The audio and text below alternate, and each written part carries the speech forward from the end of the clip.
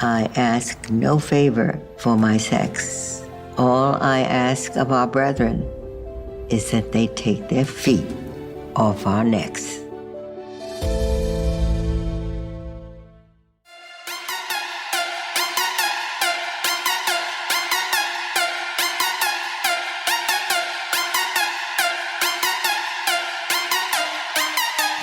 And that little girl was me.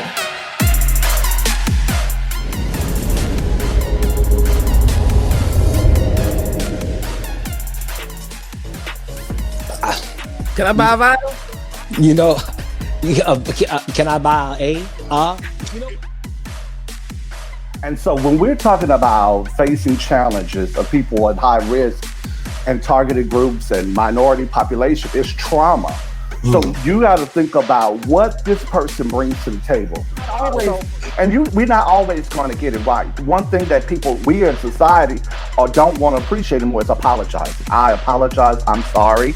And so those words, I'm sorry, are so powerful. And so individuals don't expect everybody to get it right. But when you apologize and you're really listening to try to be better, then you do better. And so well-versed and so phenomenal, whether you work on a register or you're in the C-suite, you have a skill set that's so needed that someone is willing to rent your time. They are leasing your time. Figure out your promise first, not your product. What is your promise?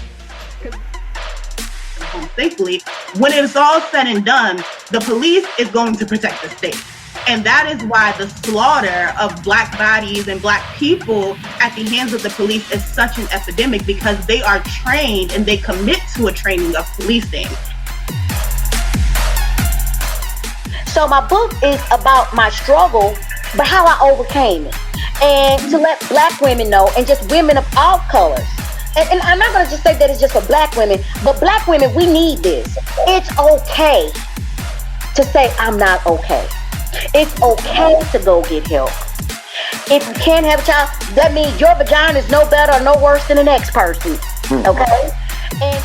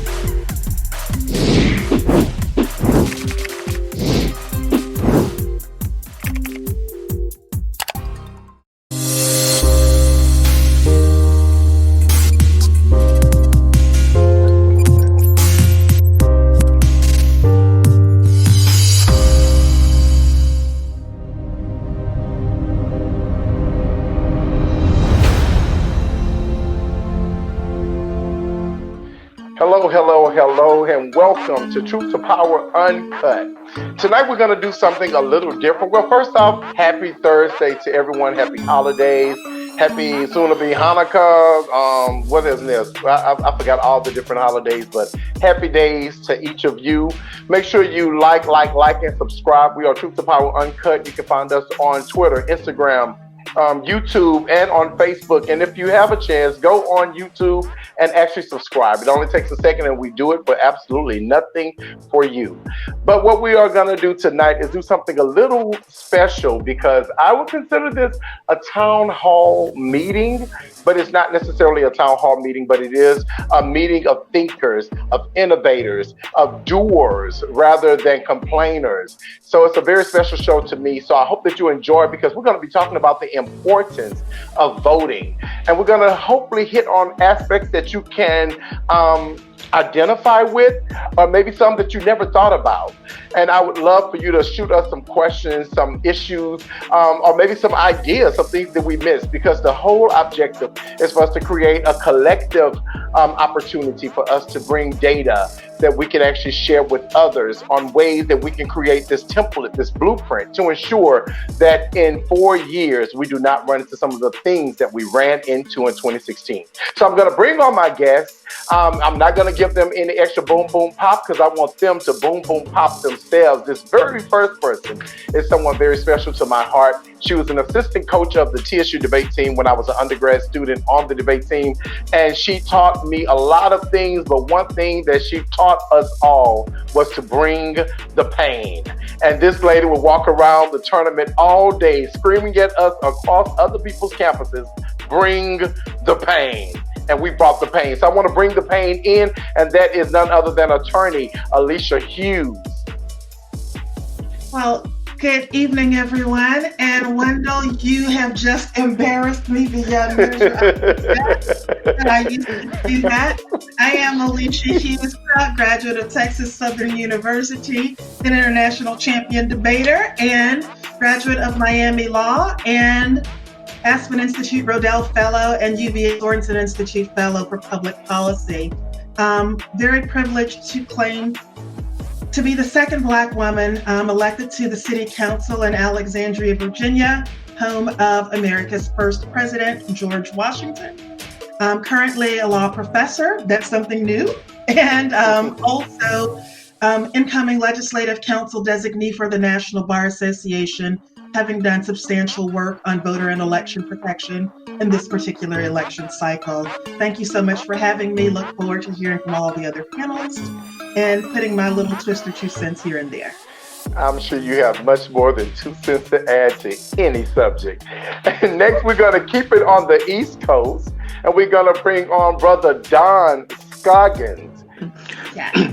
My name is Don Scoggins. I'm a longtime, I guess I can say, GOP activist. I got started many years ago before the age of the Tea Party and Trumpism. I'm definitely not a fan of the current iteration of the GOP. I'm more business oriented. I grew up in Tulsa, Oklahoma, which has a legacy of entrepreneurship and in Black business. And that's what really propelled me into being active in the Republican Party. I graduated from Hampton and I got a master's in urban regional planning. I'm a retired military officer in the Army Reserve over 20 years, and I've been a real estate broker and investor for over 25 years. So now I guess you can say I'm having trouble being retired, but I'm basically retired. But I'm still active, doing anything I want to do, helping to take care of my mother, who will be almost 102 years old. So that kind of keeps me going a little bit. So that's basically me. And I love politics, but it can be quite frustrating at times, I must admit. Thank you. Well, Mr. Scoggins is also going to be a modest person, but he has guided me and directed me so much. And I'm very grateful to be in community with Mr. Scoggins because he's given me some of the greatest advice. 2020 was taking me by storm, and my attitude and my passion was getting intermingled. And I can always count on him to pull me back. So I appreciate you and I thank you. Next, we have Heather Ann coming from the West Coast.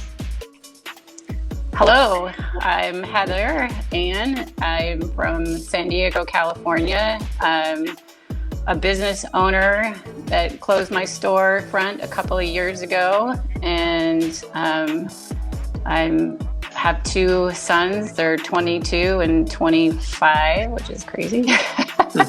I'm always looking to them to find out what young people are thinking and how they're feeling and how I can better get them involved. I would guess I would consider myself a Democrat. My mom's friend says I was liberal out of the womb, so I'm pretty a staunch liberal type of person. I've enjoyed our conversations with Wendell over the years of getting to know him through Facebook. We more or less agree on virtually a lot of stuff. We've had a couple of, opposing things that have made it more interesting, but I always love his insight, and I'm thrilled that you asked me. I don't know why, but I'm glad to be here. Well, Heather Ann, just like the other two, are being a little modest. In 2016, Heather Ann and I were probably the greatest virtual campaigners for Hillary Rodham Clinton that Hillary Rodham Clinton could ever have. But then somewhere along the way, we kind of fell off. She started, I forgot if it was Bernie Sanders or Elizabeth Warren. I think it was Elizabeth Warren. That we kind of fell off in the primaries, but we got it back together. We brought the party back. Right. I mean, we got to keep it real, right? Yeah, we have to keep it real. And she kept it real because she had no problem telling me where he's going to have to show me. And I appreciate that because there's nothing wrong with people challenging other people's intentions. There's nothing wrong with that. And this next brother is Brother Kendall Brinkley Brown. I'm going to let him give his boom pop. Hey, what's up? How y'all doing tonight? Hi. I'm Kendall Brinkley Brown. I'm a veteran. I'm a liberal, vegan, tree-hugging artist, activist, and a bunch of other stuff. I recently went viral for calling out the GOP for voter suppression here in Georgia. I'm a proud resident of Atlanta. Georgia Blue! I hope we don't have a Kenya Moore and Portia moment of Real Housewives of Atlanta with that megaphone. But Kendall, well, he did kind of tell y'all a little bit, but he did go viral. But when he went viral, the beauty of his viral was that it wasn't staged. And that's what I loved about it is if you know him, you know that he was his authentic self. He was acting a fool, calling them out. We not scared, get out the way. He was in the middle of the street doing what he does, and I love that because he is a warrior. So we have Brother Marcus Barnum is going to join us a little later, but the whole purpose of this conversation is just for us to do that, for us to talk about our different the different steps that we have taken. To get here. But the main thing is this town hall or this virtual thinkers conversation is just to talk about we voted. The voting aspect is over. 2020 is now part of history. Now, what are we going to do to change the future, to better the future? So that's where we're going with this. That's the main thing. So I'm going to jump right in. This is Think Tank Thursday, something that we're trying new here because I know we love to say we're not monolithic, but it always feels good when we do agree on the same subject. So we're not monolithic, so we can have different ways of getting to our destination. So we can travel our different journeys to get to those destinations, but we can at least agree on the destination. And that's what we're going to be talking about, the destination. So the first thing is setting goals and planning in advance. So setting goals and planning in advance. But wait a minute, I think we have Brother Marcus. Before we go, jump right in. I'm getting ahead of myself. Brother Marcus Barnum is here, so can we bring him on in?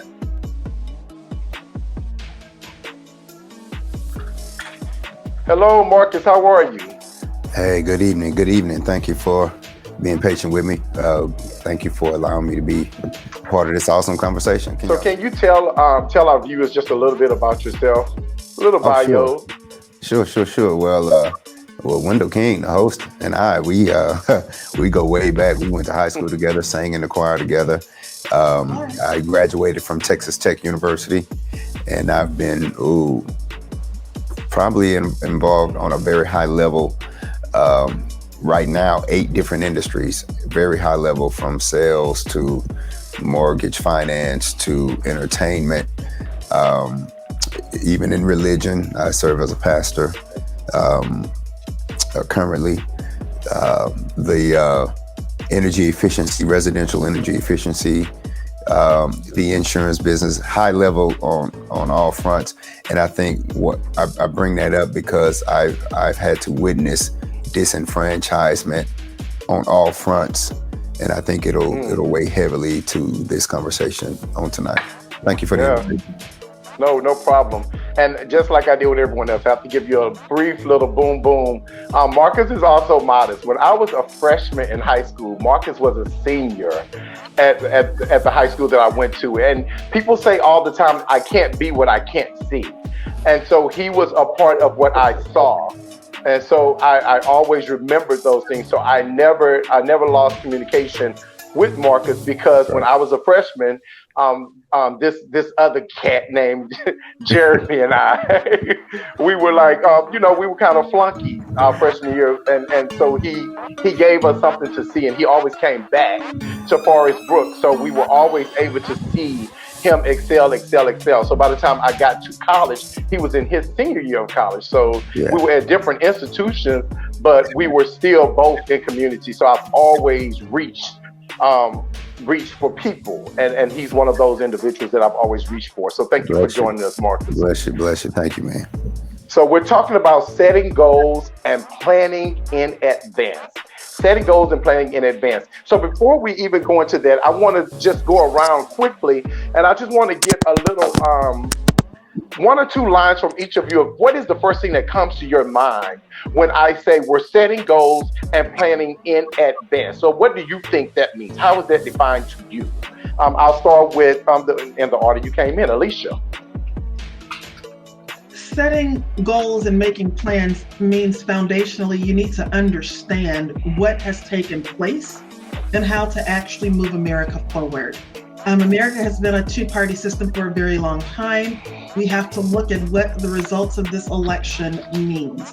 Is this the Democrats won and the Republicans lost? Is this Americans won and this is about us being patriots versus us being in a xenophobic, racist, homophobic country that we no longer want?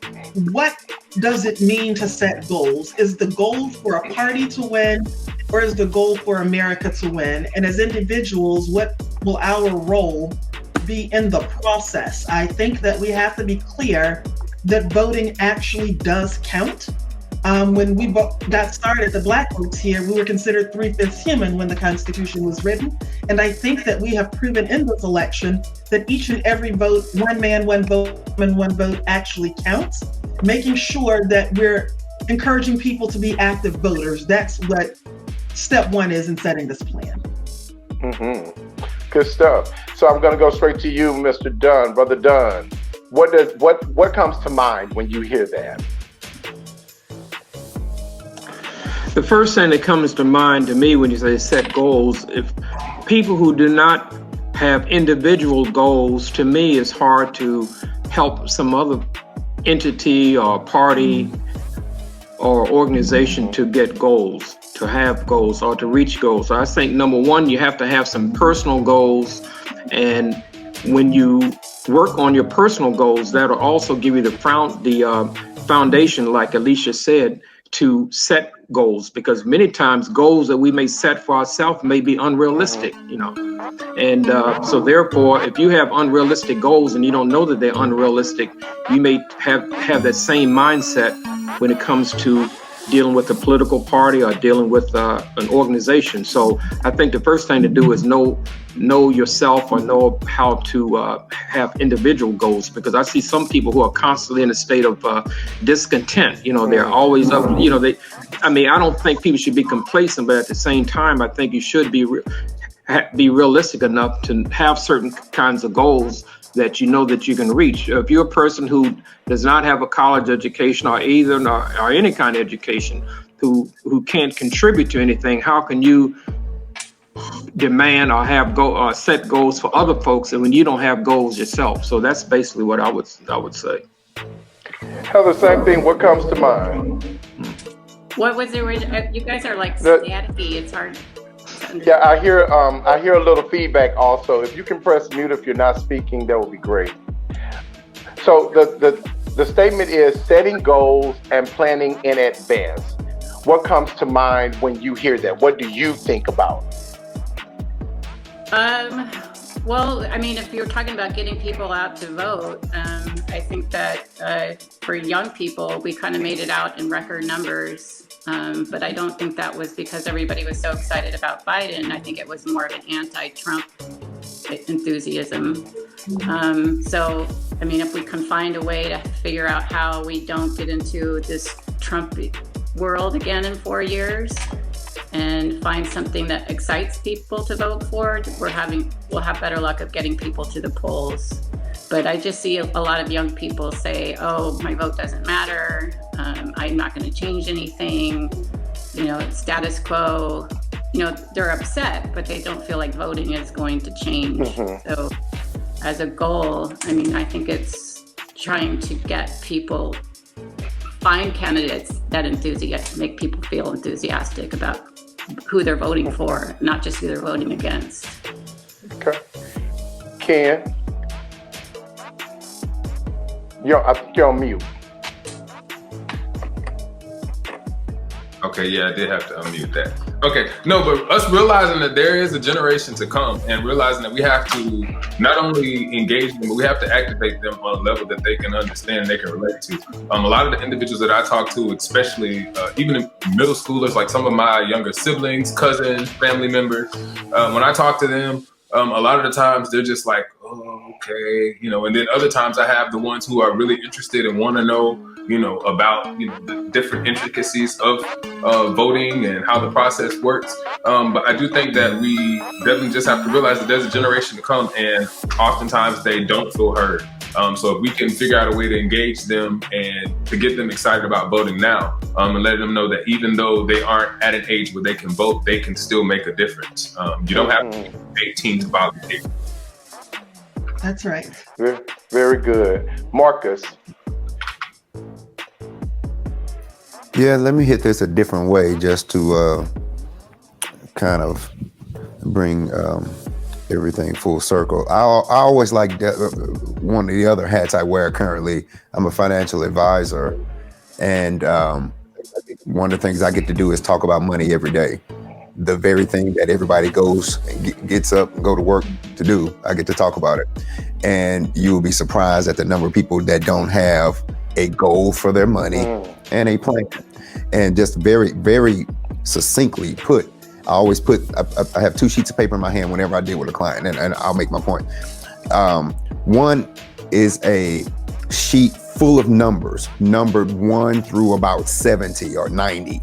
And they're all over the place. 1, 5, it's all over the place on this one sheet of paper.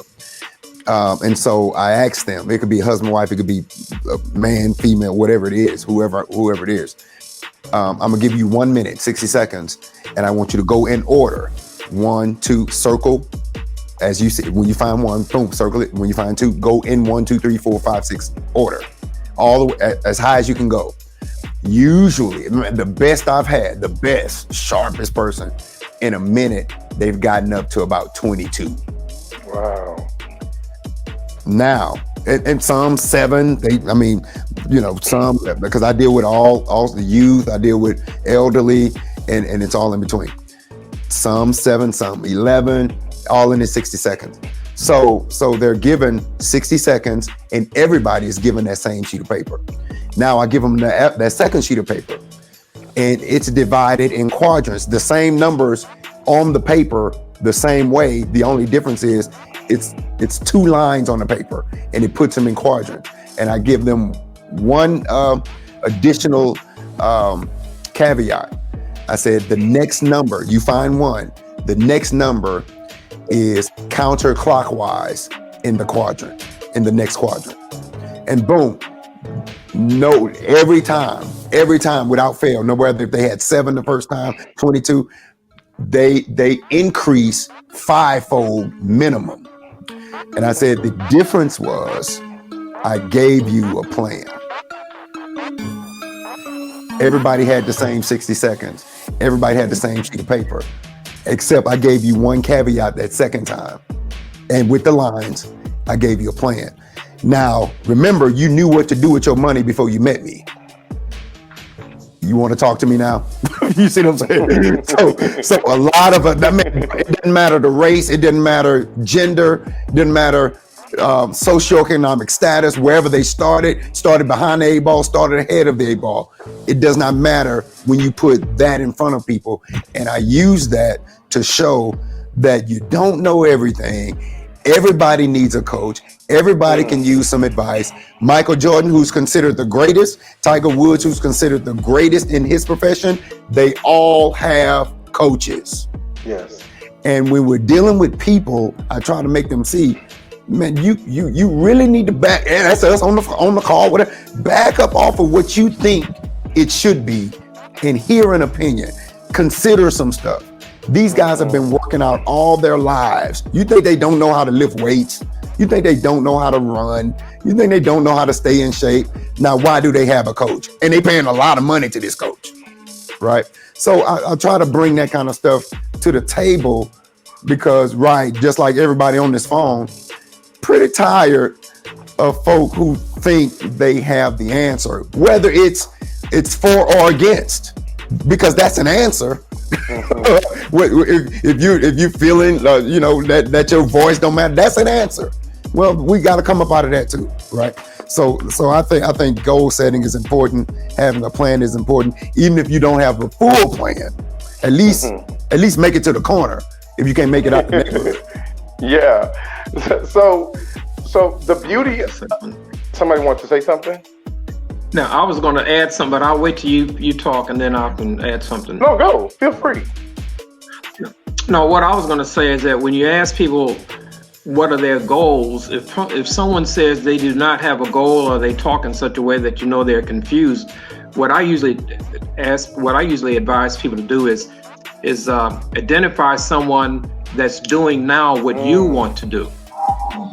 You know, identify a person, could be someone that you may not even know. You may have read about them in the newspaper, or you may someone in the neighborhood that you know of. Let that person try to find out something about that person's life and what they've done. And if you do that, you will see that they had a plan. It wasn't willy-nilly. They had a plan about what they were going to do. I don't want to take up too much time, but I'd cite my grandfather, who grew up at 14 years old. He was started to be able to, was on his own and everything. He was hired out at $7 a month. That's what he was getting when he was working. Then he wound up being a college president, HBCU president, and got one of the few blacks at the time would have earned PhD. And but he had a plan, and he didn't wallow in self-pity and things like that. So sometimes you need to find someone in your life that you can pattern yourself after, or at least let that be an inspiration. So that's what. Yeah. Thank you for sharing that. Hit your mute. Okay. So I want to make it very clear that the reason I wanted each of you to take part in that question specifically is because it answers the ending in the beginning. And that is, there are many ways, there are many reasons, there are a plethora, and they're all correct. Right? There isn't a wrong way to get people to do better. There isn't a wrong way to get people to better. There are many ways of getting people to do better. It's just a matter of them being exposed to those many ways, those many areas. And so I heard some very interesting things that stood out. And I think that they are all valid. I think that Heather was 100% correct, that there was a lack of enthusiasm, right? There was a lack of enthusiasm. But I'm a firm believer. I'm an Oprah type of person, where Oprah said they're not trying to go sit at the kitchen table with you. You're not voting for contestants. You're voting for character. So there's a difference. I'm not going to expect no 100-year-old man to be my bestie, because we don't necessarily have things in common. But the beauty is, we are what we eat. And what we eat has to be fed to us by people. So if you feed your child vegetables when they are newborn, they will grow up probably liking vegetables. But if you feed them candy as a child, they will probably grow up liking candy. So if we start feeding our children, which goes into what Kendall was saying directly, if we start feeding them at a very young age to create an urgency in them and to create something to look forward to, then we won't have these questions. And I definitely love the scenario that Marcus gave was really good, because just think about the statement itself, setting goals and planning in advance. That's the job of a coach, right? That is the job of a coach. The coach sets standards. The coach tells you you have to meet this, and this is what it's going to take to get there. Now, your opponent will have another coach that will tell them a different set of standards, but they will still give them standards, and then we fight to see who makes it to the end first.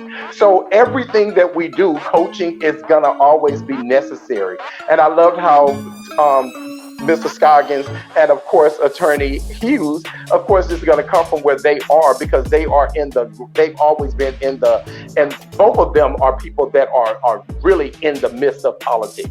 Their lives have been saturated almost in politics. So they gave the political answers that I look for, because I'm saturated, right? But they gave the answer that I connect with more so, because you have to just really understand the political scheme of things to really see how it works. So that leads us to the educating people.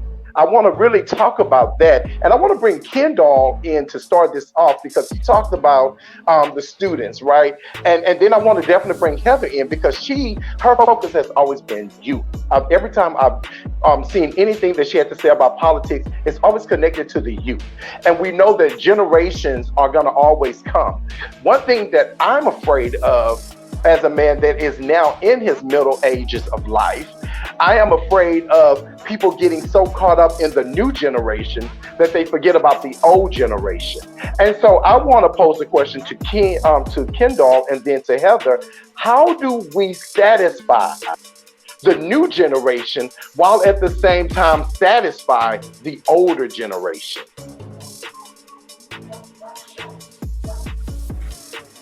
Mute.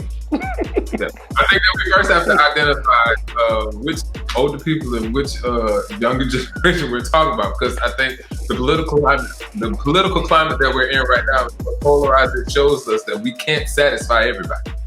So to even think that we can do that, I think is kind of far-fetched. So that's why I would say it would first kind of have to know, like, which, the first thing that comes to mind would be, let's take COVID into consideration. How do we please the young folk and the old folk? I mean, first and foremost, we have to realize that what we do affects other people.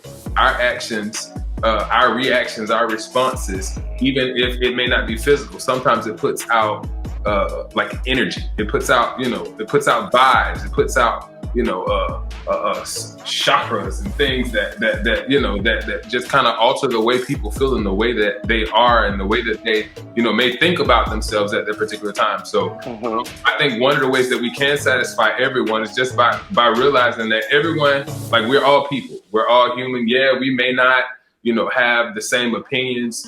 We may not have the same thoughts, but we will do we must try to do our best to respect the thoughts and opinions of other people.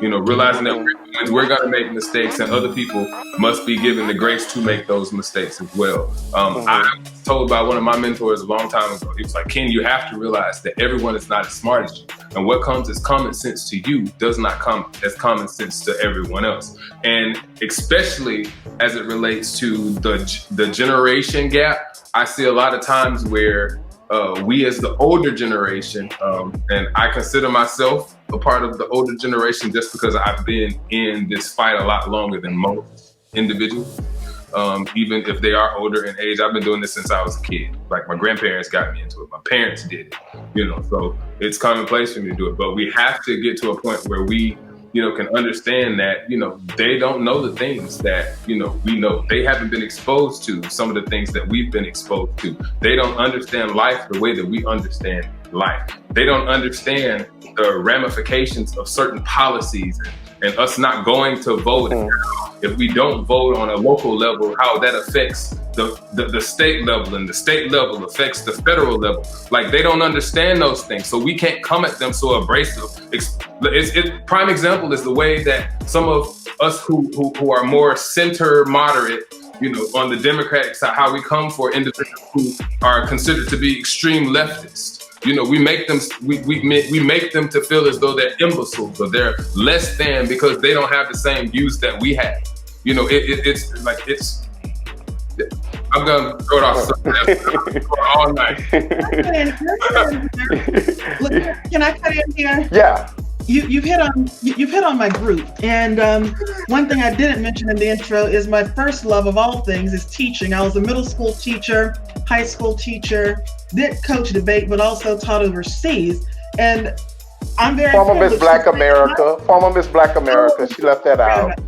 I will say this to you. I have a grave preoccupation, and now I'm CEO of Latin Schools of America, so I have a school where I've written a proprietary program blending foreign language with STEAM subject matter. Children are incredible, far more incredible than we give them credit for, and their thought processes. This generation is fearless.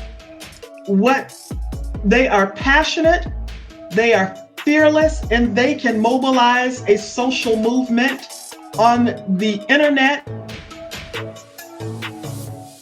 at the drop of a dime. I watched them take notes and share collectively on a smartphone faster than I could type on a laptop and show me the documents. These are the same kids that decided to get on TikTok and did in at his first great big rally, and then they couldn't understand why no, let's be real clear about our Generation Xers and even the millennials. I'll give them a little credit, but these Generation Xers are damn fearless. I have to tell you, they have opinions, and they will share what those thoughts and those opinions are. And let's talk about racism and George Floyd and Black Lives Matter. They may not have all of the formal indoctrination that we have in our 30s, 40s, 50s plus, but what they've got is good sense, and they have a moral compass, and they actually can bring America. And that's something that I don't think any of us need to underestimate. Bernie Sanders was grandpa, so let's talk about generations. When I was living in Northern Virginia, they were wrapped around the building to hear Bernie speak in 2016. Bernie's older than Hillary. They weren't concerned about Hillary, but don't tell me they don't love Bernie. Let's look at Joe Biden. He's going to be the oldest president in U.S. history at the time of his election. He talked about student loans and the fact that folks don't need to be in debt. What did that message do? It resonated. When you look at exit polling data and where those votes were going, they were with him.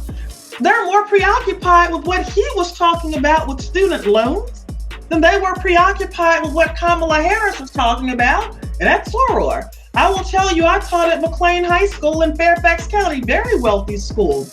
Parents had a boatload of money. These kids were more preoccupied, and this was just 5 years ago.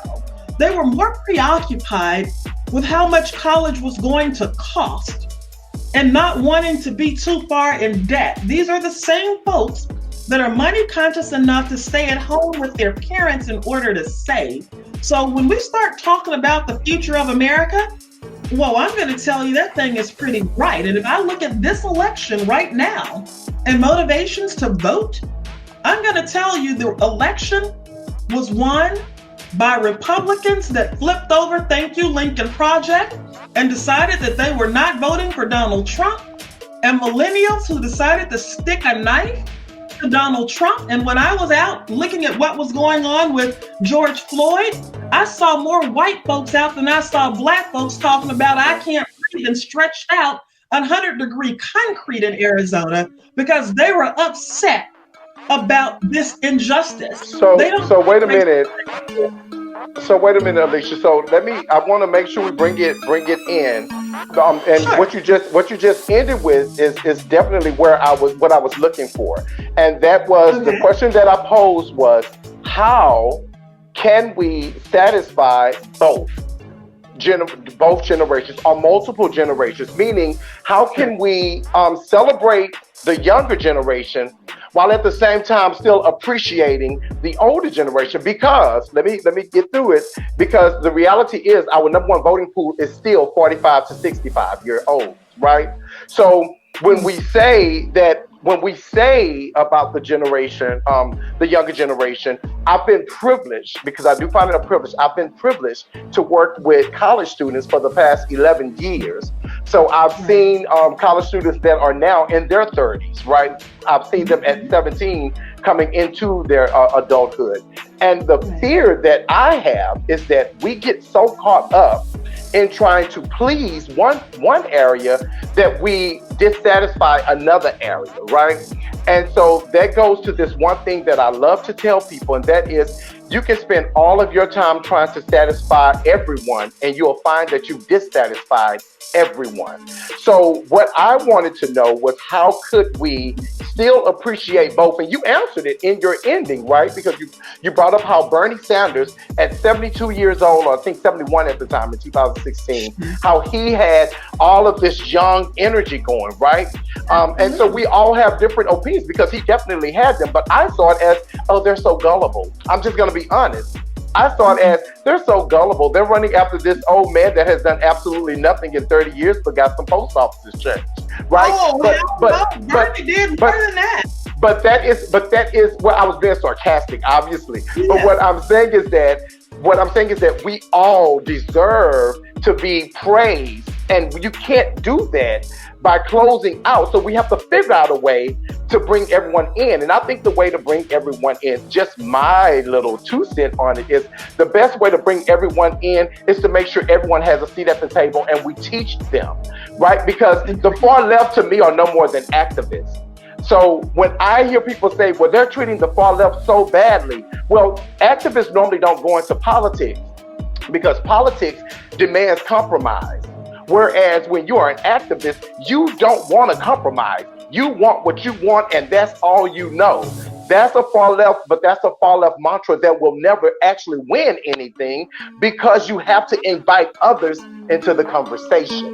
So I'm going to ask Heather. That's where we are right now. On both, you've got the extreme right that gave you Trump. You've got the extreme left that's given you some other things. But I didn't think it was the extreme right. But I don't think that Trump's people were the extreme right. So we're going to get to that later. But I don't think Trump's people were the extreme right. I think the people who got Trump in, I think Trump got in off of anger.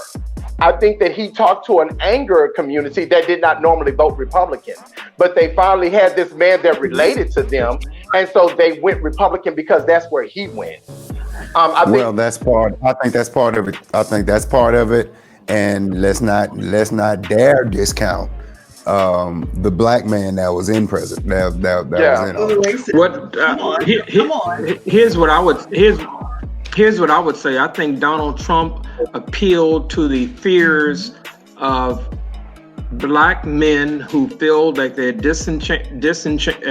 enfranchised, and also white working class men who feel that industry has left them behind and they're out of jobs and this, that, and the other. And I think that what Trump basically got in on is just appealing to people's fears. He did not give them a sense of confidence that things were going to get better. And I think that is one of the biggest problems that I had with Donald Trump. And one thing that I would not like to see is that I think that with our young people, we had to be very careful that we do not jaundice them about the system to such an extent that they don't even try. I see some young people whose lives hadn't even hardly begun yet, and they've become jaundiced about what they can achieve. So I think that those of us who are of a certain age and maturity, and we've lived a certain number of years, we should make sure that we do not discourage young people about what they can do, because quite frankly, I think the civil rights movement had a lot of, positive effects, but also they've done certain things that I think were negative in terms of being too anti the system, I think. That's a good point. Heather, I want to hear from you though. I want to know if you have an idea of how both areas can be pleased. And Kendall did raise a good point early, so let me narrow it down. When I say youth and the generations, think your generation and a Gen Z, a 19-year-old right now. How can you both be pleased at the same time? Or are you pleased at the same time? Well, I think I'm maybe kind of an unusual Generation Xer. I tend to believe a lot of what my kids think. I think they're smarter than I am, that's for sure. I find it difficult sometimes to compromise because there are certain things on the left that almost feel uncompromisable. And a couple of those things are like what happened this summer of the civil unrest. Something has to be done, and I see other older generations especially thinking that there is no such thing as systematic racism when we see it every day. To me, that's not compromisable.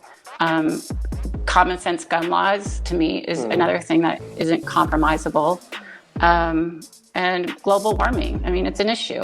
And if there's a politician that doesn't align with me on those issues, I have a really hard time getting on board.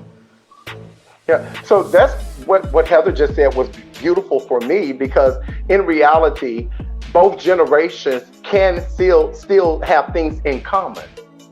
And I think that that's what Heather just pretty much explained, is that she finds herself to still have things in common with Gen Zers or millennials, right? And I have a lot in common with a lot of young adults right now, because all young adults are not radical lefts.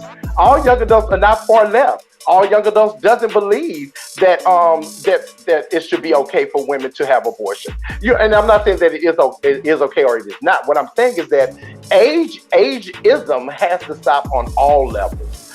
We have to start identifying at the reality that we are humans and we all are exposed to different things in different areas of our lives. Marcus, I have a question specifically piggybacking off of Heather for you, and then of course everyone can jump in, but it's for you. She said something really good about the things that are non-negotiable, and one of the things that stood out to me was when she brought up the injustices, the social injustices that we saw with George Floyd, Breonna Taylor, Ahmaud. We saw all of these injustices. And systemic racism was something that was absent in the minds of many Republicans, but specifically Donald Trump. He said repeatedly that he did not believe that systemic racism existed, yet Black men went from 13% voting for Donald Trump to 16% voting for Donald Trump. And someone said earlier, I think it was Mr. Scoggins, said earlier that a lot of Black men felt as though they were left out of the conversation. So they decided to go with the person that said the systemic racism that they feel is holding them down doesn't exist. That's who they decided to go with. I brought you in not just because you are a Black man, but because you also deal with money. And I think that Donald Trump used money as leverage over Black men. So I just want to get your opinion on that. Yeah, so much to say there. I think a couple things. And please put a pin in what you're saying, because I want to try to get there. A couple things. The thing that Trump did, though, that he completely did away with this experienced driver. He had zero experience in any kind of politics. That might bode well for us down the road. One of the things, when you look at coaches, head coaches, Black head coach, the lack of Black head coaches in sports or whatever it is, and across the board, we could talk record labels, we could talk a lot of things, CEOs and that sort of thing. He did away with that experienced driver. He had no experience, so that theoretically cannot be a real issue when you have voted this guy in. Then you look at, even here locally, Judge Lena Hidalgo. None of that experience, none of the Ed Emmett stuff. She was just one of those activists. So I think that might bode well down the road as cards that can be played. But she was absolutely right. There has to be some non-negotiables on the now I'm going on the front of disenfranchisement and all of that. I'm going to say something here that I have a problem.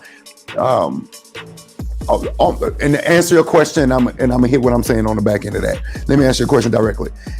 The young folk that esteem the artists so highly, the musical artists, and Trump used that. The Lil Waynes, the Ice Cubes, or whatever. It doesn't matter what the motives or the thrusts were. It was that there was the photo op, and he was in front of people, and of course he can tweet and do whatever he says, say whatever he want to say, frame it however he wants to frame it. That resonated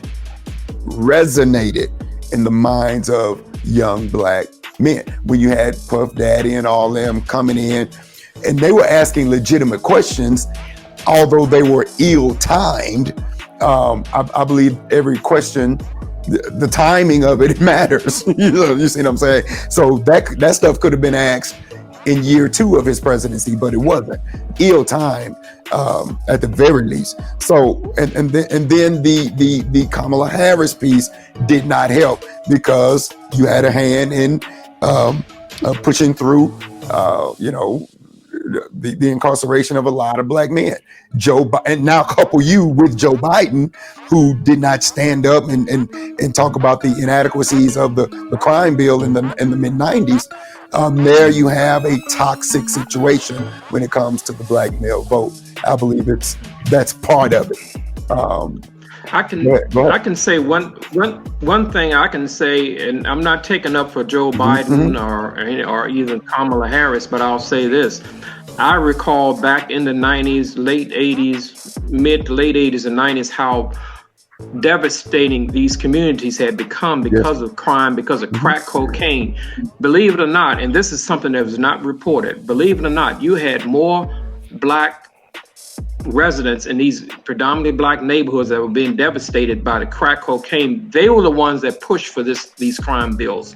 And in 2020 hindsight, 20 years after the fact, and in hindsight, everyone is seeing that it was somewhat a mistake. Maybe it was too draconian and everything, and I would say it was too. But back in the day, you couldn't even. I mean, Alicia can probably attest to this. In in Northern Virginia, at least I know where I live, or in D.C. When I was living in D.C., the grocery stores were closing at 6 o'clock in the evening because they were older people and people afraid to be out at night. So this is what precipitated all this, and I think that narrative was not brought into context. Correct. I agree.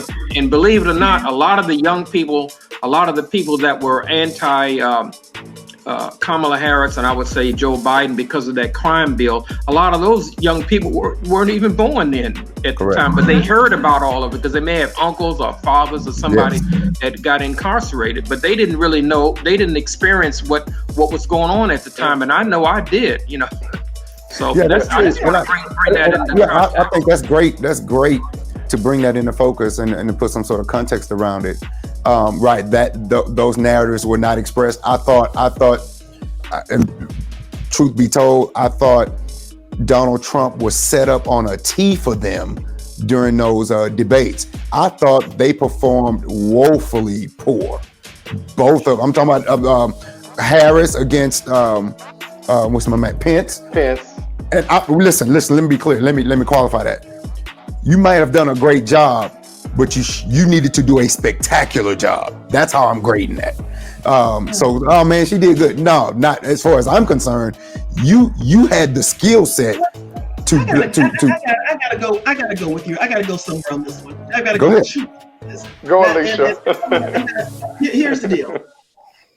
As a black, I'm going to speak from the vantage point, 1, of black woman, 2, from the vantage point lawyer. You run into an issue. I know where you're going. On stage and you have so many things that you have to do. You can't come across too forcefully because then you're that angry, mad black woman. You can't come across, too domineering or dominating because then, see, this is what's going to happen. Women are going to be running the country. There's no space for us. You can't, there's so many things that you have to accomplish.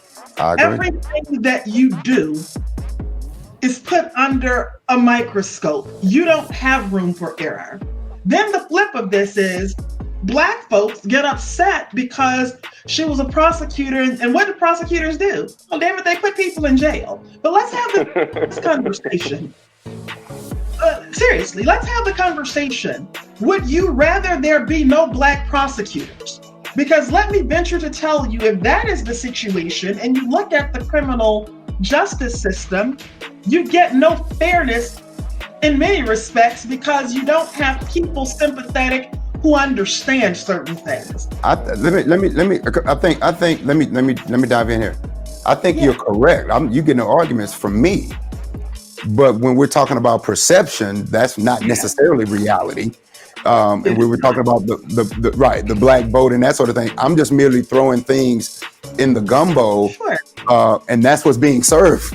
Remember, you're right. I think both. I think when it came out on the Pence Harris thing, I think that was understood.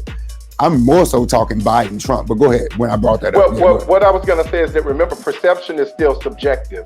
So it is about perception, but we can all perceive everything completely opposite of each other. So therefore, we can't say that one is correct and the other is incorrect, because for those of us that may have a background in debate or argumentation of any type, we probably looked at it and said Joe Biden did a stellar job, especially when he had someone screaming and yelling and acting a fool on the other side, and he has to try and control this gap that y'all love to grab a soundbite. And so he did an extra job because he didn't give you a gap. He didn't give you a moment to go. And that was probably his number one job, was to not create that moment to become a gift the next week.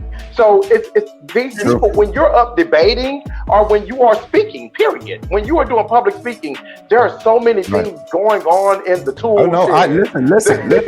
I agree. Listen, we're going to agree there. Yeah. But I want to get to the was to the black man who doesn't think like this. Well, that's what I want to get to that point though, because when those things like Scoggins and those things weren't brought into play into some sort of context. It ain't got to be full context. But that matters. Yeah, go ahead. But here is my one of my issues with some millennials and Gen Z and some Xers also. Sure. I call, and it's just so you know, this is Truth to Power Uncut, so I'll talk kind of ratchet sometimes, but I call it headline hoes, right? Because when you get on social media, you become a headline hoe. Nobody actually clicks and reads the article. They grab a title and they run with it, and they use that title as a definition. Ergo, or hence, the reason Kamala Harris was beat up as being a prosecutor, and people, no one read the article to see that she was in a city that was 85% black men coming through her court. So her job was to prosecute. I'm sorry, that's the gig. Or what what Brother Scoggins talked about with the crime bill. I tell people all the time, the crime bill was 49 pages. The part that you're mad about was 3 pages. Let's talk about the rest of it. And then let's talk about how judges abuse those rights. Joe Biden can tell them how many years to put people in.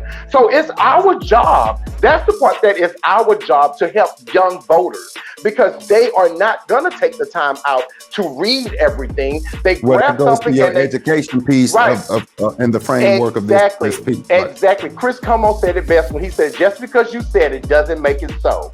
But what the world we live in right now is somebody says it and it makes it so. The media said Joe Biden had no enthusiasm. Meanwhile, I'm at a HBCU full of black children that are fussing with me every day because I'm saying Kamala Harris and they're saying Joe Biden. But I'm looking at the media and they're saying the young people don't want Joe Biden. No, it's the 30-year-olds and above that don't want him. So it's not the real youth. It's the old youth, and the old youth is teaching the new youth to not like him. And then we get surprised, they don't like him. We told them not to. And the media got it wrong 2 elections pretty much in a row. Let's just call a spade. The posters are out. You don't have your pulse on the public, and then you've got people who voted for Trump who lied and said that they were voting elsewhere because they were embarrassed to tell a pollster the truth. So right now, it's just I don't know. So what do we do? Heather, California. Can I just throw in before Heather comes in? One of the big problems we have, I'm talking about, I'm staying on your black male piece. Mm-hmm. One of my issues, and I'm going to use this loosely, I have a problem with black people, men that have quote unquote made it. I'm gonna go there on the back end of this call probably, but that's a driver in this. Go ahead. Yeah, that was a word. That was a word. We're gonna come back to you because you put a pin right there. Heather, right now all eyes on California for me, right? All eyes are on California. Everybody say all eyes here, all eyes there. All eyes on California for me because I'm thinking about 2024 already. Okay, that's where my mind is. And California scared me this year because I saw the Republican Party in California doing some of the most dirty, treacherous things that I've ever heard of happening in California with Republicans. From the pastor of the church allowing them to put this fake voter mail-in thing in front of the church, to them they were the first one trying to take the governor to court, trying to stop the votes. Where do you see, when you're in California right now, what is the climate? Like, are we happy in California or is it divided like the rest of the United States? I would say generally speaking, we're pretty much all on the same relative page. Although we do, we have these outskirts of Trump supporters and Trumpism, and we do see a lot of that. But I mean, I never saw any boxes. To be honest with you, sometimes in the media things get blown out a little bit out of control. But I had a question to you about school and the young people. Do you have people that come out and speak at your schools? Yeah. I mean, I know that the GOP has people like Candace Owens and the Ben Shapiro's of the world, talking to youth, but do we have that on the right or on the left, rather? Oh, that's a good point. Oh, that's yeah, we definitely have speakers, but I'm talking about my home school, my HBCU is Texas Southern University. Well, we don't play those games. Senator Cornyn was actually supposed to be the keynote speaker for the commencement in May of 2019, and the student body got together and they sent a letter to the president and told him, you tried if you want to, and we're going to show you. And so they sent him a disinvite. Okay, so good. So the students at HBCUs, just like PWIs, this is what I agree with you all on. They know their voice. They know the power of their voices. But the reality is, it has always been that way. But you know what? They just didn't have technology. hey, Wendell, I think she's making a strong point, because I myself, where is that black young person that they can get some sound bites from? I think that's necessary in this sound bite age. We're not removing the devices out of people's hands. So I think that's very important. I think we got pockets of people, but we're waiting on some cream to rise. But I think she brings up a good. So let me ask you. Paid by. I want to frame your question. So are you saying where do we have young speakers coming to float these arenas, these colleges, these PWIs and HBCUs? Do we have people that they relate to in age? Is that what you're asking? Yeah, relate to an age, and just, I mean, I see that the GOP actually pays these people to go around to different colleges and speak. I don't see any. Well, that's also part. That's just a piece of it. But the big piece is, how do they end up on Fox News, or how can they get to CNN? You know what I mean? Well, that's easy. Well, as a black person, that's easy to do in the Republican Party, because you become a mascot at that point. You're used as a carrot to hopefully attract more black people. So that's not a that's not a difficult task. I mean, and then the problem is too, is they put their sound bites on YouTube, and then that's all they see is like, oh, Ben Shapiro, I look so great because I was able to pick some girl that, wasn't, well versed in the subject, and I look like this. Well, Heather, but you hit a very good point. But Heather, you are right though, because I'm sitting here pondering, and I can't think of that one particular black man, black woman, Hispanic man, Hispanic woman, Latin man, Latin woman that is in that age group that does travel, speaking to people of their age. I can't. Yeah, who's gonna take the Al Sharptons? Who's the Al parent? You know what I'm saying? Look, let me. I'm not necessarily an Al, but no, I can speak on that. Let's do Alicia, then Ken. And here's the deal. If you were to ask the question of Martin Luther King, ask people who was Martin Luther King's father, we couldn't tell you. If you were to ask who was Jesse Jackson's father, we couldn't tell you. You were to ask who was John Lewis's father, we couldn't tell you. Were you to ask who was Maya Angelou's mother, we couldn't tell you. And my own godfather, Reverend Kyles, if you were to ask who was his dad, we couldn't tell you. So here's the deal. These were leaders that essentially marshaled us through the Civil Rights Act, got the Civil Rights Act of '64 passed, and they became friends. You can't pick the leaders. Every generation, in every generation, those leaders are going to emerge. They rise like the phoenix, from the dust, out of the ashes. They're going to come up and they're going to speak. When you look at parties, so you can't pick a leader. Dr. Friedman used to say some were called and others went.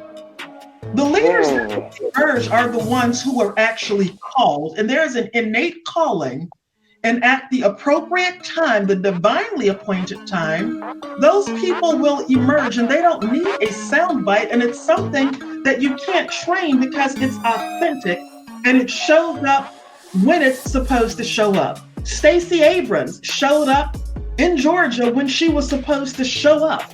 She didn't get started and become Stacey 2 years ago. She got elected to a lower office first. She ran for something and she won. So what we have to really get out of the habit of doing is saying, who are these leaders? If we were to look at the Republican Party, and I'm a Republican, when I emerged and came up the way that I did, I was 34 when I ran for office. I turned 35 holding my position. I could go and speak in schools. I don't want to look like Candace Owens, and don't just float me out there to say anything. No, if you're not going to win, I'm not encouraging you to run. I'm not interested in you being a damn candidate. I'm interested in you winning. And I don't care what party you're in. I care whether you are going to stand for the right thing. I might be a Republican, but you couldn't get me to vote to cancel or cut a social program, and you definitely wouldn't be able to do something like that now. I'm not telling you to raise the taxes every day of the week and twice on Sundays, but I'm also telling you that God judges us based on how we treat the least among us.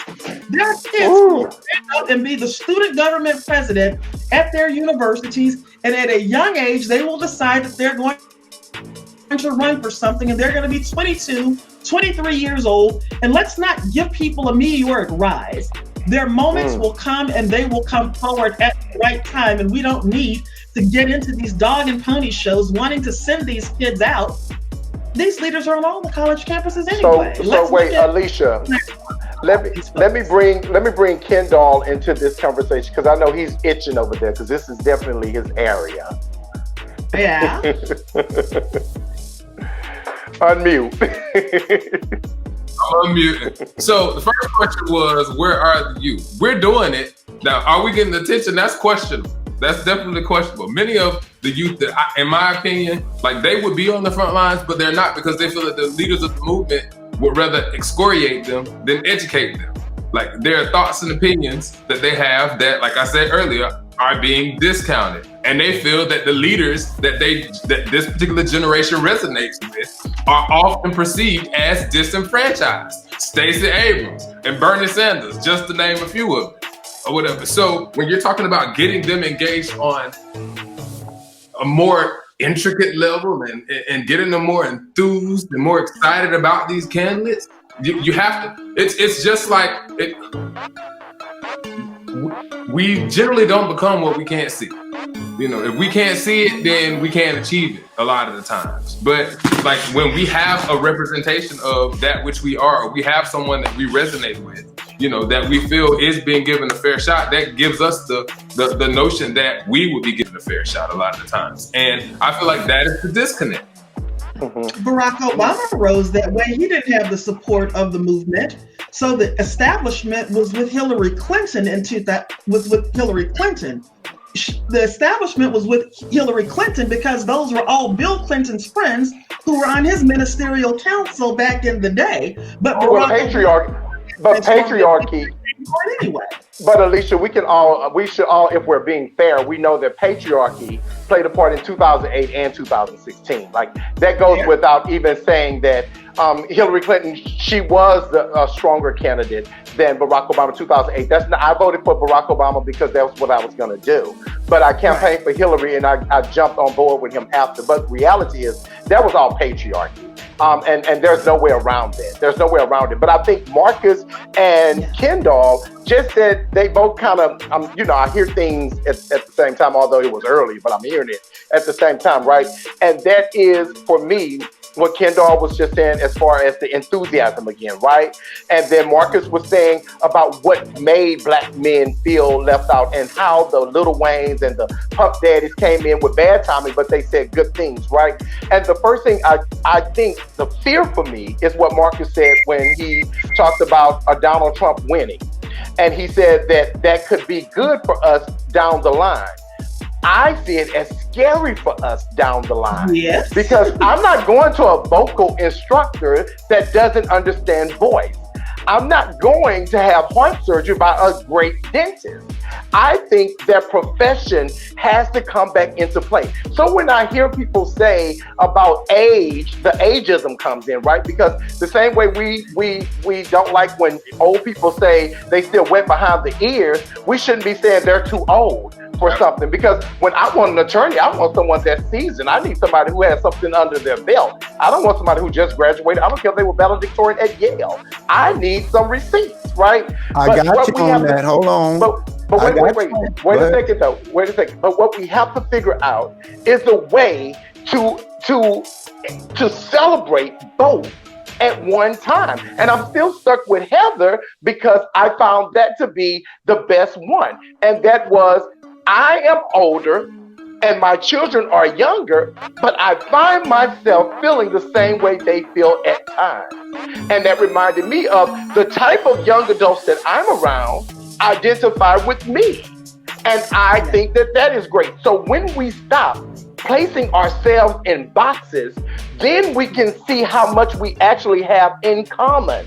But we separate ages the same way we separate races. But then we have the audacity to act as though they should learn how to get along when we are training them to stay separate rather than come together and find out what do we have in common and how can we make this work for all of us. So I'm going to go to Marcus real fast because he wants to say something, and then I'm going to come back to Ken. Yeah, people lie too much for what you talking about. That's all I got to say.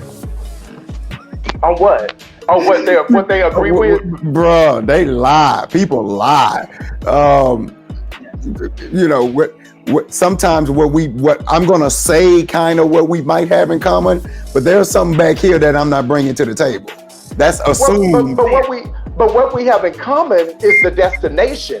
We can have different routes to getting to the destination, but we can agree on the destination. That's what I'm saying. I'm telling you that that's not necessarily true. Well, of course, there are no absolutes, all right. There are no absolutes. We can never debate an absolute. We know there aren't anything that is completely absolute. But what we do know is that there's an opportunity of connection, of community. They're trying to get in here on this. They're trying to get in here on this. I don't want him Ken and then done. Ken then done. Okay, so I don't think that it's us necessarily putting ourselves in the boxes. I think that in today's climate, sometimes we have to put others in the boxes. I call it compartmentalization. And you just have to realize that some people, when a person shows you who they are, believe in it. Believe them. Like I'm sorry. Like I recognize it. I call a spade a spade. You will know a tree by the fruit that it bears. Speak. Oh, I don't get off into those old cliches. I'm sorry. I just don't. The reason I don't get into personally, I don't get into old cliches because again, they all change. They're so subjective. So that's like telling a black child you got to be 10 times better. To me, you just told your child they'll never be good enough. So I don't like those old cliches because I think that they're bathed in patriarchy and a monarchy that we try and run away from. Done. Let me go to you real fast. Okay, real fast. I was going to say I agree with Marcus in the standpoint that he mentioned something about how people lie, which is true.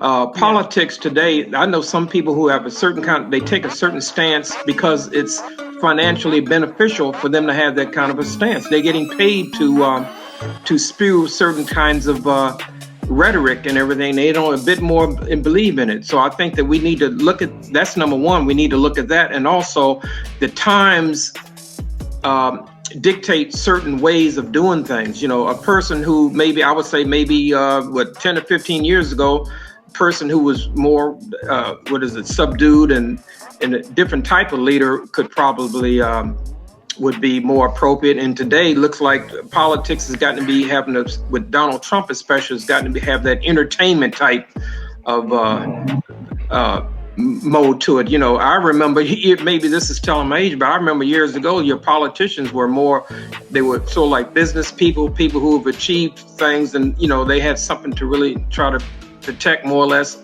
But now you have some of these people who just pop up off the scene and they're more entertainers than anything else, you know. Well, we had Ronald Reagan. You know, we had Ronald Reagan that was a pure celebrity. Nancy Reagan was an actress also, right? When I say entertainer, I don't mean necessarily in the field. I'm talking about in terms of Donald Trump type entertainment. Oh, no. I know. There are people who listen to him. The people that listen to him just because they want to hear what stupid stuff, they look at his stupidity as almost being an entertainment value and everything. But it's still a part of the Reaganomics, right? Because Ronald Reagan was known as a terrible actor, right? He was known as a terrible actor, but he was always this very sophisticated, classy, regal guy that had a great attraction with women. And so he played off of that. And on his third try, he won president because he ran 3 times, right? But he got it on that third leg. So Donald Trump did the exact same thing, but his money was his beauty, because he was able to give black men specifically a goal. He was able to say, this is what it takes. This is what it looks like. So I agree. I agree with everyone. That's the beauty of this, but we have to start shaping these conversations, and we have to stop being selfish with them. We can't hold these conversations in. We have to share these conversations with the masses. But another part that bothers me, and I want to talk about this before we start wrapping up, but going back to the enthusiasm, I remember in 2008, I voted for Barack Obama. And I made it very clear that I voted for Barack Obama because he was black, and I felt like it was time for a black man to take the throne, right? I didn't vote for Barack Obama because I knew anything extra special about the man Barack Obama. But nobody was beating me over the head saying, you're not enthusiastic about Barack Obama. You're just voting for him because he's black. So that's what I hear when I hear people say they're voting for Joe Biden only because he's going against Donald Trump. Well, that happens every election. We have to start having these conversations with our young so that they will understand the logic behind it. And that is, you're not going to like every candidate. That's not the job. You know, the job isn't to be your best friend. I was telling someone earlier that we should be talking to 9th graders right now, because the next election, those 9th graders will be possibly voting. Yes, right? So this is the perfect time to start planting these seeds, but we can't plant seeds of doubt and then out of nowhere expect for them to jump on board. When we start saying this person is bad, I hate this person, but then out of nowhere, well, I'm going to vote for them, they're better than that person. Well, you just told them that person was horrible. So you kill the enthusiasm of that person. We have to start voting for character and not candidates, because you don't know the candidate, but you know the character of what they bring. There's a way to encourage students in the 9th grade, and I will tell you from the person in Alexandria who was privileged to win the T.C. Williams Student Straw Poll. So what happens in our city in Alexandria is when we were running for city council, all of the members of the student body at the high school had the opportunity to vote for their city councilors. So there was a standard of accountability, and the kids were therefore debating in high school who they thought would make up a great city council composition. I was privileged to win twice. But what happens is you allow students to engage that way. And when your local elected officials are going to the schools and having conversations with students, you're then making this something that lives for them. Remember in Delaware, at one of the Catholic schools, kids said, oh yeah, Senator Coons always comes, all the politicians come to our school, but they come to meet with President Keneally. They're not coming to talk to us, you know. It's special to kids when people, the way you connect is to show up in a civics class and have a conversation, you know, and you live for them that way. And you invite them to City Hall, you invite them to the state capitol, and you engage them that way. But then you don't beat our kids over the head. What's most important is not that they have your view, it's that they have a view and that they're comfortable articulating what that view is, and you tell them you matter, you count. And if you tell that to them, they are going to believe it because you said so. And you encourage them to get out and to work on a campaign. You know, it's not just about being a member of the Federalist Society or whatever. You make sure that you invest in the children because they are the future. And when you do that, guess what they do? They show up and they don't make this too complicated. Go. Brother Marcus. Well, that brings up a whole other cultural issue in how African Americans, much less to get on a campaign, don't volunteer largely at all. That's why you saw the white people out there. I'm talking church. I've been in a lot of different fronts. That's just a cultural, you know, thing that we just. A lot of people would rather give the check than to give the time too. That's all. Come on, preacher. So I want to, as we're wrapping up, and I want to give each of you a last word. But I would like for this last word to be shaped around expectation of voting, be it city, state, school districts, or national debate. National elections. I would like to know from each of you, it's more of a challenge, I guess I would say. What is it that how can you challenge yourself and hold yourself accountable for your immediate community to do something different than what you did previously in the next election? I'm gonna start with, since he said it several times, I'm gonna start with the elder.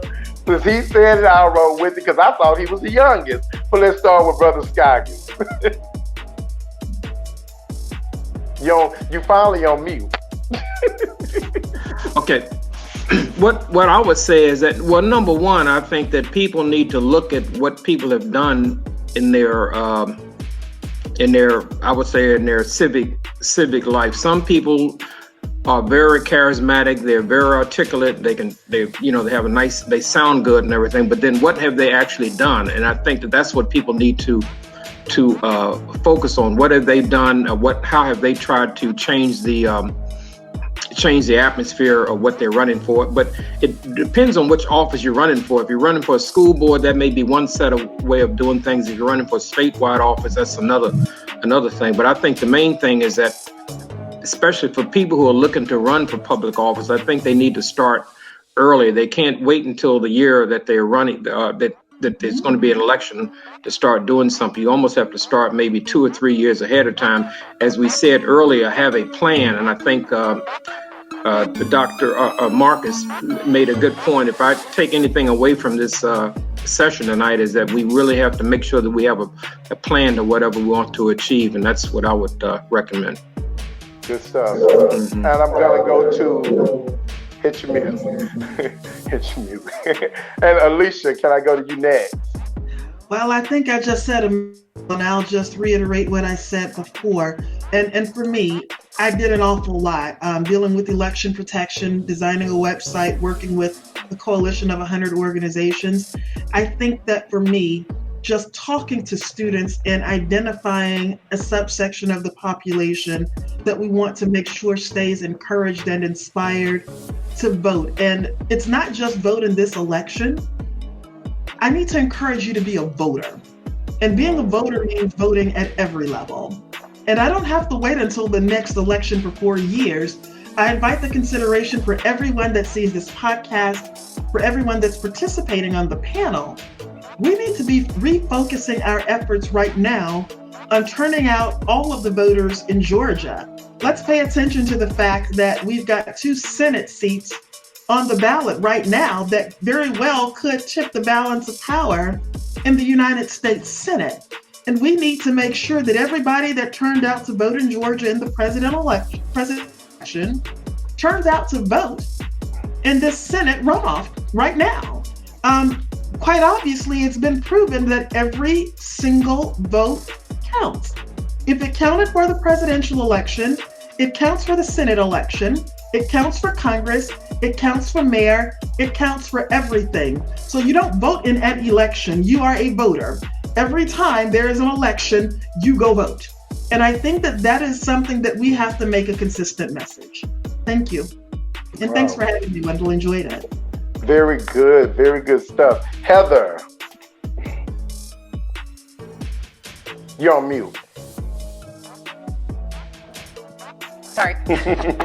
Just challenging myself a little bit more to get even more involved. And, you know, she was just talking about the Georgia runoff, and I'm signed up to send out letters for that.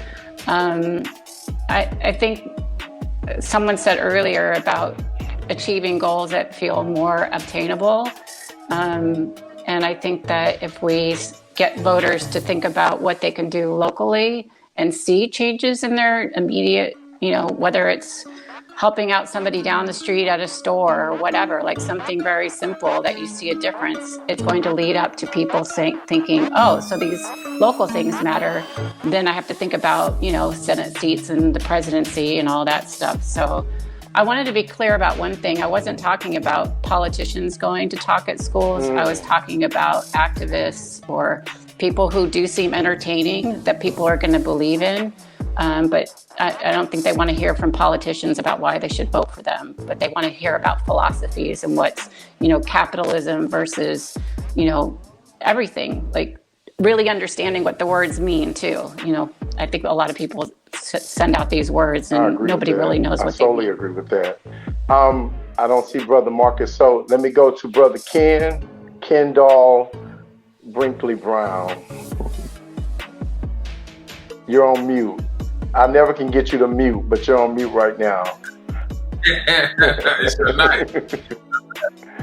Okay, so what can I do differently? Instead of just doing, my focus is going to be on engaging and educating others on how they can do what I'm doing. Each one teach one. Like we have to be the change that we see in the world. And I know that I've definitely been doing, and I don't say that braggadociously or arrogantly, but it has come to a time where the information that I have, I must pass on to others. I've worked as a poll worker, I've been a poll watcher, I've clerk. I've done like all aspects of the whole voting cycle. One of the things that I don't understand, honestly, is how we claim to know and call out the calculation of politics, things such as demagoguery, pandering, conspiracy theories, things of such, but we can't understand the premise of being calculated in areas that directly affect our lives. Things such as voting in our local politics, you know, in our local elections, state elections, federal elections. You know, we say things and we jump on the bandwagons at inappropriate times, like, Elder Marcus said earlier. We act as if we don't understand the ill timing of those actions. You know, you can't bring a gun to a knife fight. In order to be the calculator, you're gonna have to be calculated. So that brings me to my next point, which is the Georgia runoff elections. Like, we need to take control of the Senate. You know, I'm a proud Democrat. I don't have a problem expressing that. Everyone that knows me knows that about me. And there are a few dates that are coming up that I just want to kind of bring attention to. First and foremost, December 7th is the voter registration deadline to vote in the federal runoff election here in the state of Georgia. So you have until December the 7th to get your app to request, to register to vote. Advanced in-person early voting, that begins on December 14th. And then we have the actual runoff, which is on January 5th. Now, this is my recommendation to every person under the sound of my voice. Even if you are not planning to vote absentee, my request to you, I beseech you, therefore, brethren, I feel me. By the mercies, Doc, by the mercies. Present to the Secretary of State a request for an absentee ballot just in case you can't make it to the polls. You never know. It's better to be safe than sorry. Now, with that, go ahead. Can we hear it on the bullhorn? No justice, no peace. I was saving it for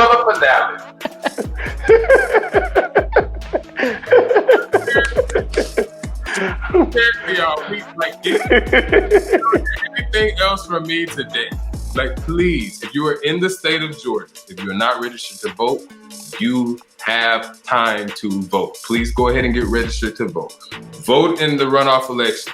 Get your absentee ballot. Put in your request now or whatever. If you don't even if you don't use it, go ahead and put in your request now. If you decide to go and vote early or vote on election day, they will ask you. It will come up in the system under Easy Vote or whatever, and it's going to tell them whether or not you requested an actual absentee ballot.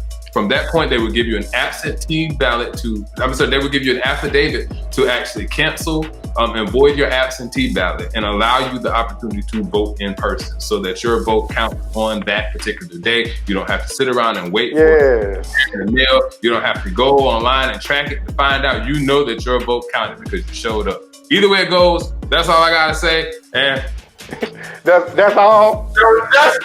And the NBA was told that. That's all. And the National Bar Association would call that making a voting plan. And that is critically important. That's how you make sure your vote counts. And if you have any problems, 1-866-OUR-VOTE. 1-866-OUR-VOTE. So if there are any irregularities, any problems getting your ballot counted, those folks can help you right away. Rapid responders for court filings too. And so, Brother Marcus, ending with you, my kind sir. What is it? Man, y'all giving all of this rich information. Well, I know you got a word. Look, I think a couple things that happened today. My daughters play golf. One is a collegiate golfer, and what we tried to do was infiltrate the establishment in sports, women's sports, big stuff. There's a lot of scholarships for women golf athletes. We don't push them to these things. Football, we go to the big three. Today, I'm reading an article right now. Who was it? Cameron Champ. He's a professional golfer. His dad was his grandfather. I forget what it was. Wanted to really attend Prairie View, couldn't. But he's donating 4 golf scholarships. He just played the Masters last week. Just read an article. Phil Mickelson.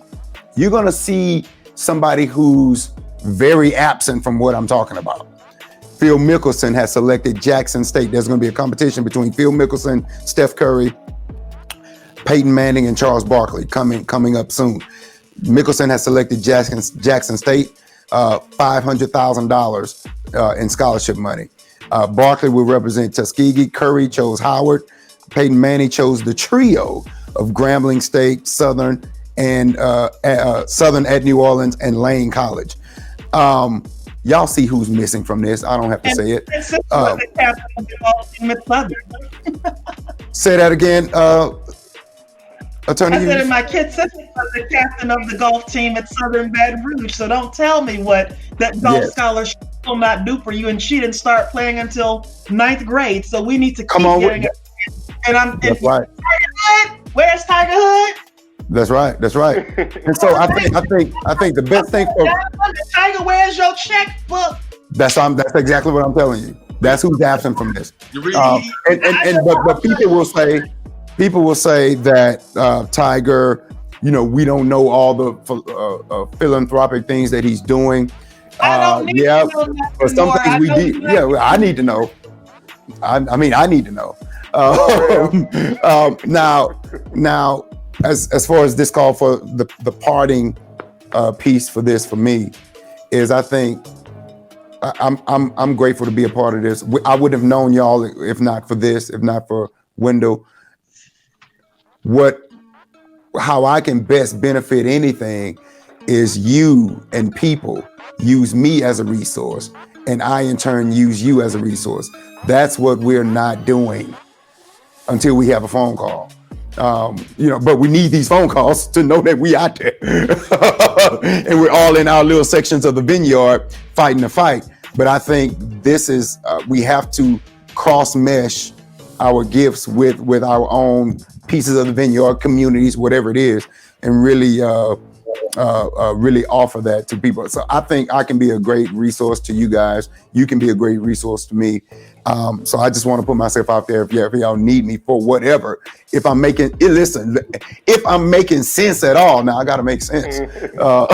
Then if y'all think I can be a benefit, just please use me. I need to put myself out there more like that. So that's my pledge.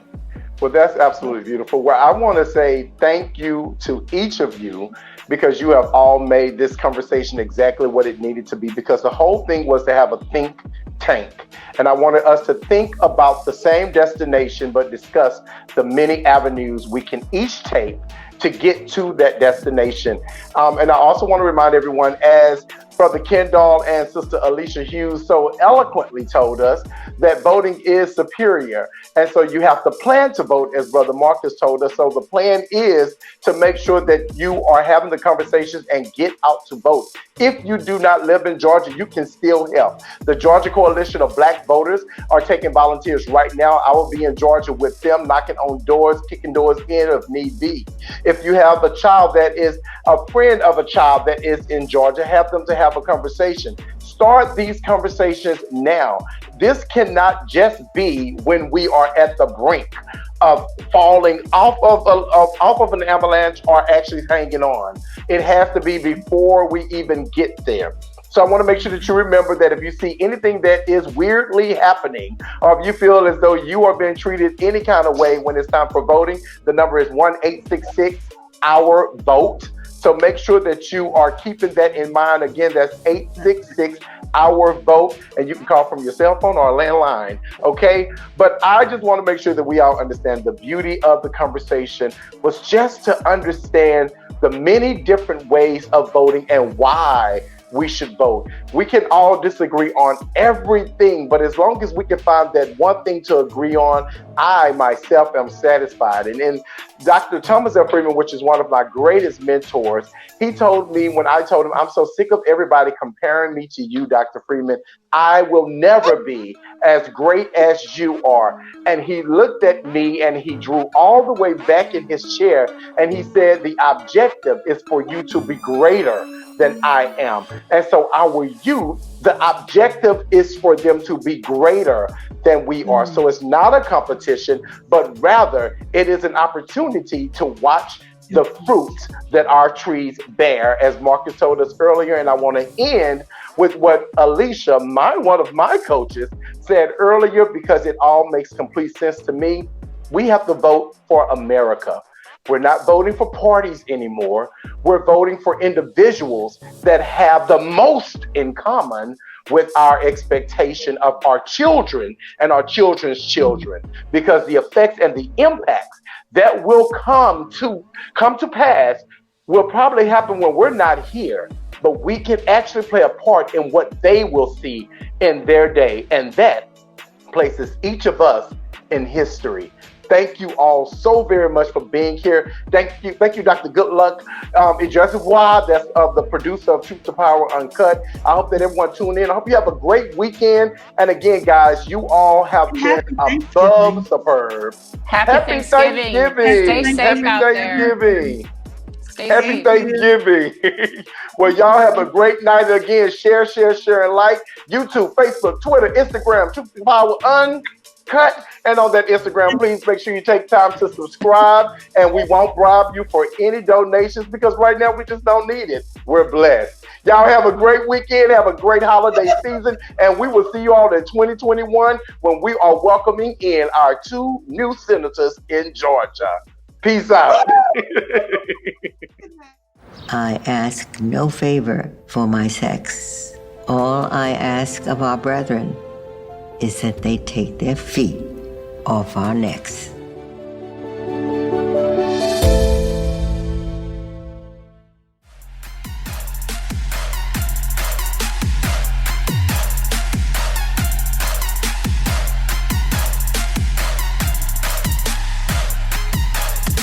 And that little girl was me.